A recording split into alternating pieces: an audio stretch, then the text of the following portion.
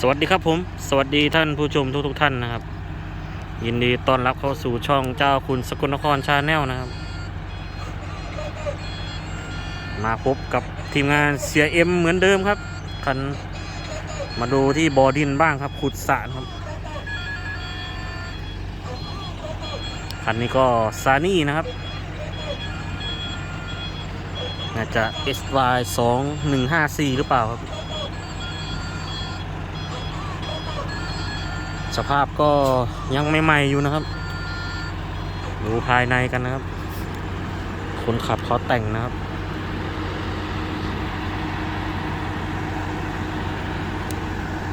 กินข้าวหรือเปล่า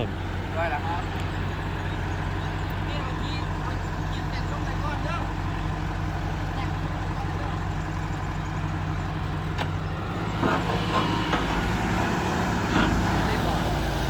ขุดสระนะครับประมาณ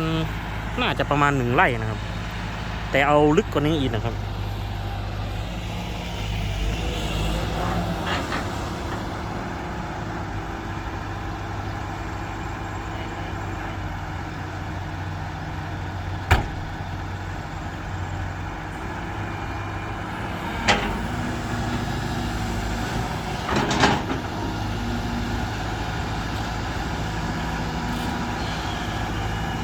ถมที่ดินแบบนี้นะครับถ้า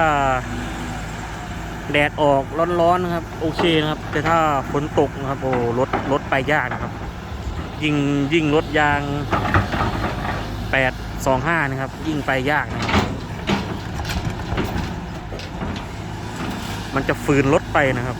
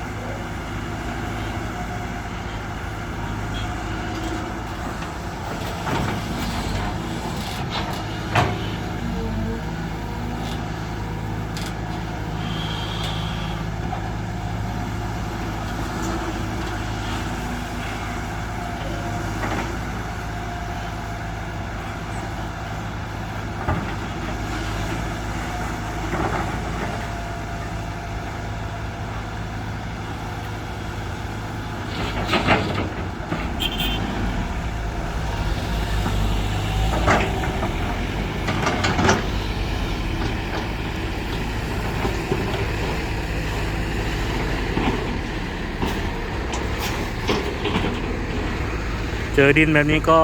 ส่วนมากระวังแหนบนะครับแหนบหัก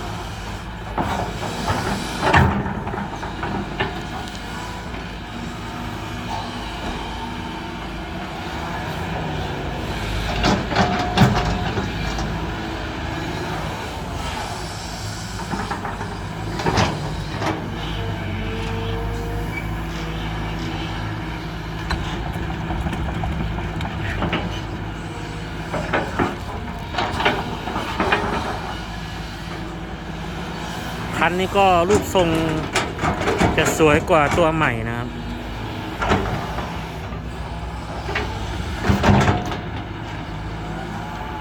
แต่ราคาก็จะแพงกว่านิดเดียวนะครับไม่เยอะครับ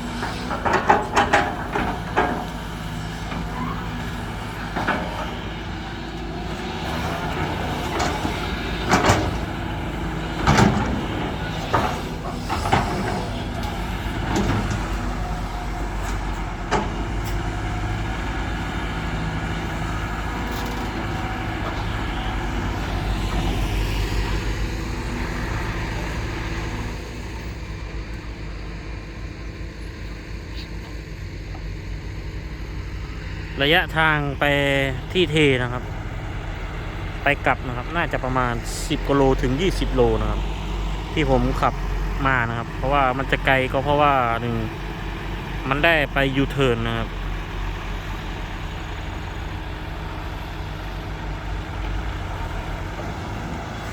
ไปยูเทิร์นก็เป็นกิโลแล้วครับ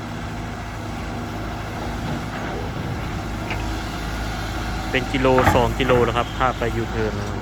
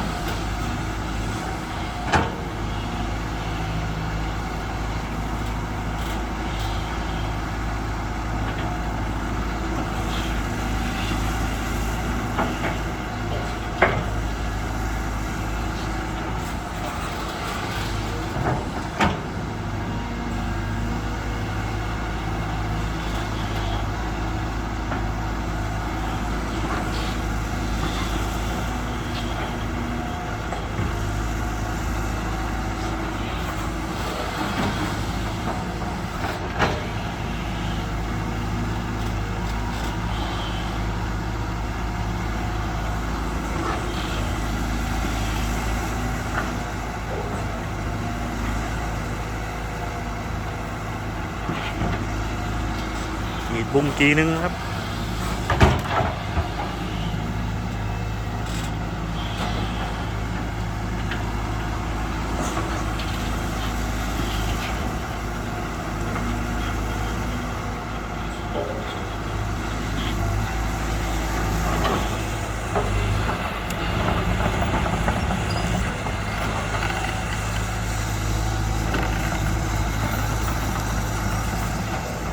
ถ้าฝนตกนี่เข้าบ่อดินไม่ได้เหมือนกันนะครับมีจมมีติดครับ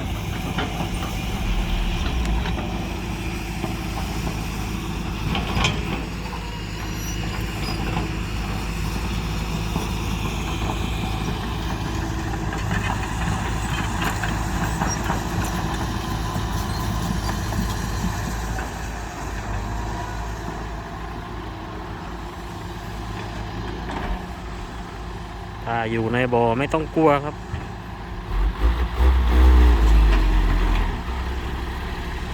หมด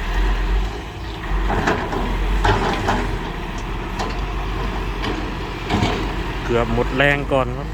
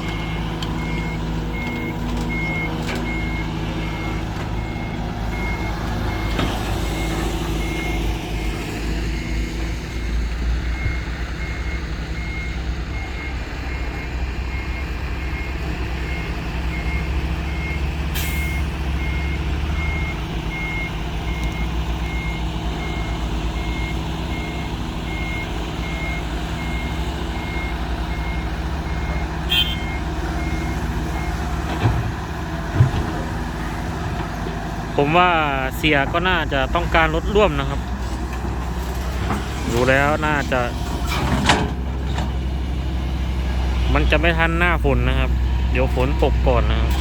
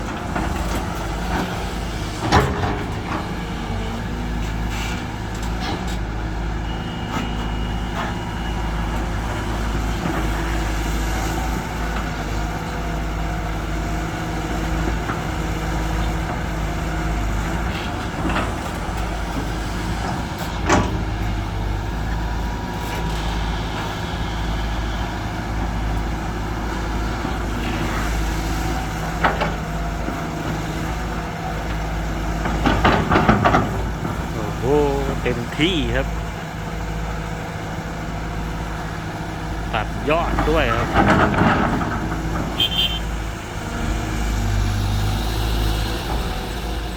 ตัวสบายไหมครับ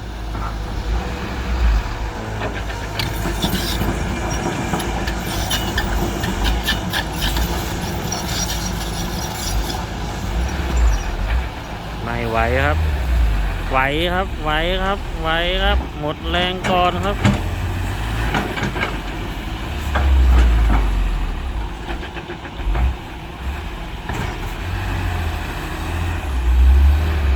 โอ้แรงเหลือๆครับ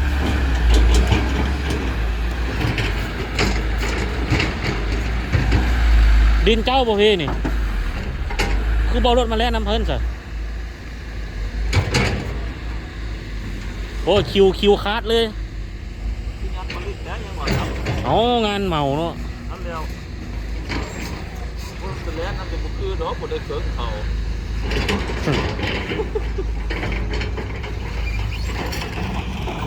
ไอ้ยังซ่อมไอ้ตัวตัดอยู่ครับตัวนี้โอ้ยไปทำตะกร้าเลยไหมน้าไปซื้อครับ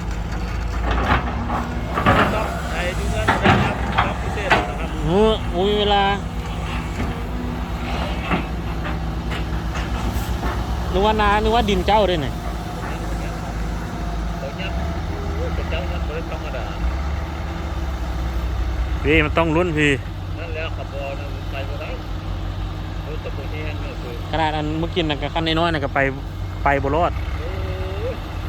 ถ้าฝนตกจังน้อยนี่ไปบ่ได้เลยเนี่ยมีผู้ใดมาการเรียนรวมกับเจ้าเพราะงั้นมีแต่ทีมเขาบ่ครับนี่ให้รถร่วมนี่รถรวมพร้อมคันเขียวมึงนั่นกับแม่น่ะคนเขายัดเลยนะตรงที่ใหญ่มันต้องแบบนี้ข ไหนครับเครื่องตัวไหนสุดนี่ โยมันบ่เป็น24พุ่นโว้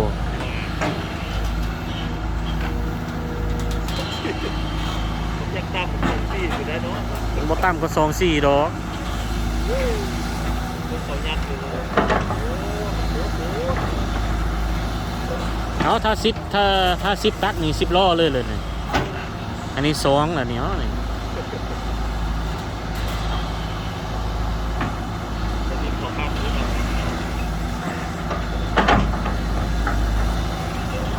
3นี่อ๋อนี่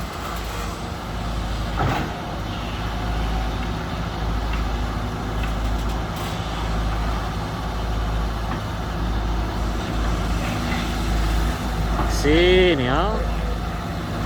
รถคันเก่าเจ้านายเห็นจอดอยู่อู่เสียแข็งอะนะ ยังไม่ได้นั้นบอกครับ เขาขายได้หรอมะเห็นจอดตั้งนานแล้วตั้งแต่เขาเอาไปคุณ ที่ซ่อมจะได้นั่นก็ได้ไม่ได้โซ่เขาเลย โอ้ยเขาเป็นซังเนาะ ไม่ได้ตุ้มใจแล้วเนาะตุ้มเพราะงั้นไปเฮ็ดสีไหมบอกครับ ตัวเก่าเหรอเห็นจอดตอนนั้นตัวเก่าได้หรอ นั่นก็เป็นตุ้มแดงไหมต้นสีไหมนะ เขาเห็นเห็ดตะเครื่องบ่เห็นจอดอยู่อู่ทางตอนซ่อมนะเห็นจอดอยู่อู่ทางเข้าบางโคนน่ะเราวันนี้เขาซ่อมแล้วเขาไปจอดทางไปว่านอนน่ะ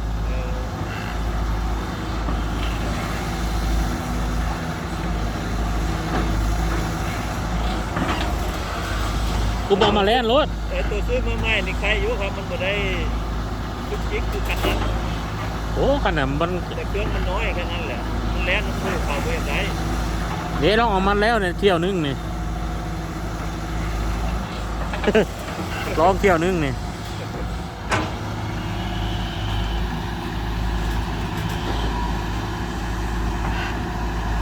จะฟันครับเขาแล่นกัน4-5 คัน คันใหญ่นี่4 คันบ่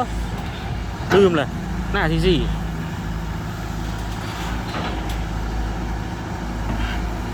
เปิดหน้าสิหาอยู่หรอมั้ง ผมมีคนนึงแล้วเป็นนายหน้าให้ผมมาแล่นนำผมเราเราไปติดต่อกันเลยคุณหมอ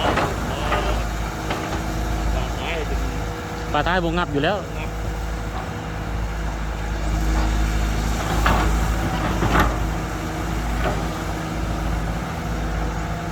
โอ้ยรุ่นนี้ พอแค่คนส่งอย่ามาตั้งบอลนั้นยูเทิร์นฮะ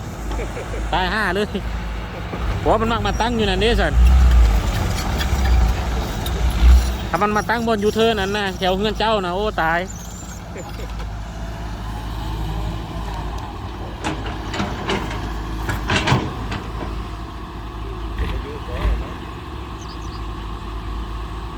โอ้งามเนาะมันจมฝั่งทางขวาแล้ว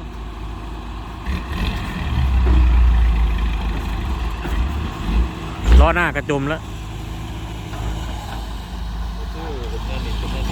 ต้นรถโอแห้งเนี่ยแต่ว่าจะมืด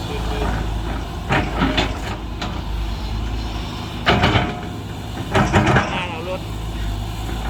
ยาวไปแล้วน้ำเขาก็ยังขึ้นโน่นนี่ก็ยังวิทย์นะ บ่ โอ้ยทั้งยังไงดินก็เลยก้อนดินก้อนนี้ให้มันตัวยูทั้งยูซอยทั้งเจ้าของกันเยี่ยม ดินนี่มันนักได้ดินนะดินนี่มันนักได้ดินเลย ยังจะซื้อเงินเที่ยว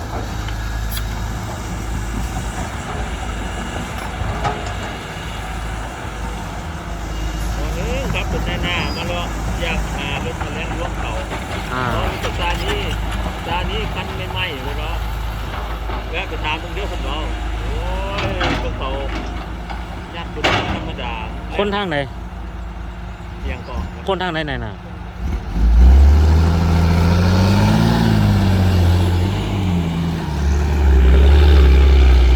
บ้านเราเนี่ย เซ็ตตัวที่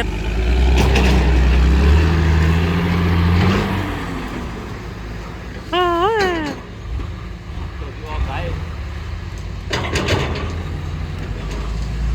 เพิ่งออกได้นี่คันนี่ยังบ่จัง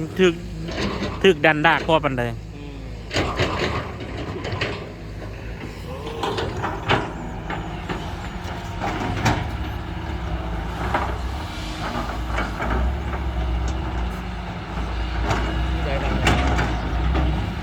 มาแต่ทาง101หมดเลย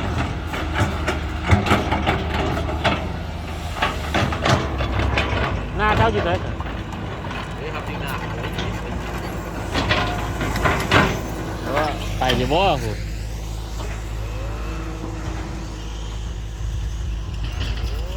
จมแล้วครับ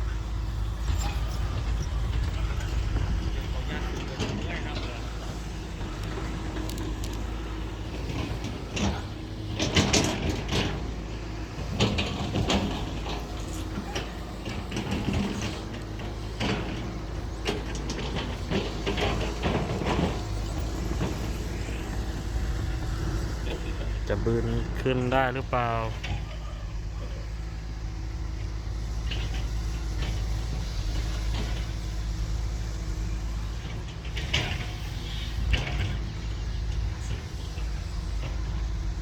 น่าจะรอแมคโครนะครับ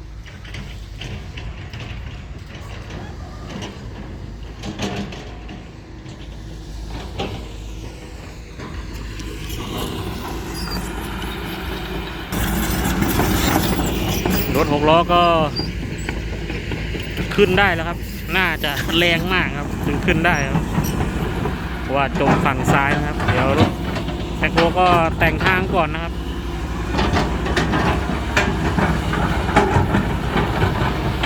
โอเคครับผม